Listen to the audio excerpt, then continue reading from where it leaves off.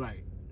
So the question is, how can consent exist when it was never taught?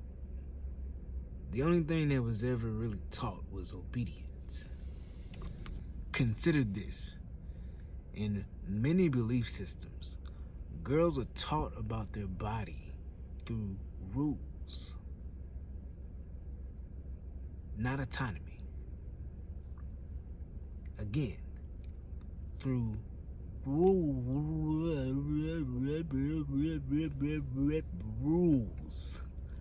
not autonomy. First, they're taught promise purity, not to themselves, but to the father or the family name. The worth becomes tied to restraint. Desire becomes something to suppress, or better yet, fear.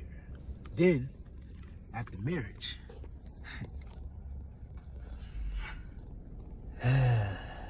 not fixing the gap in between, right? The narrative shifts into the same body that was monitored, guarded, or controlled becomes now something that is old, no longer protected, but expected to be available. Again, expected to be available. And at the beginning of the day, look, I'm about to drop my phone. What's missing is consent. Every woman, right? We're just gonna say every person in general, but we're just gonna say woman now because that's what we're talking about, right? Every woman should have the feeling of being chosen. Chosen. No one paused to say, your body is yours. It's yours.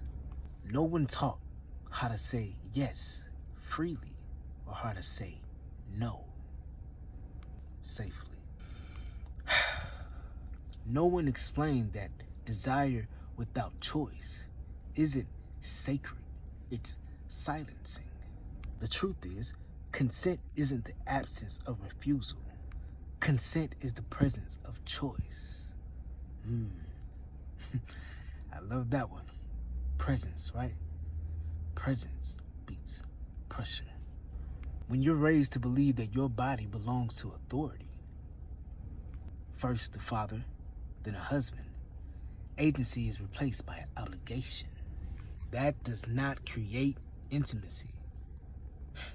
It creates compliance. And compliance, no matter how normalized,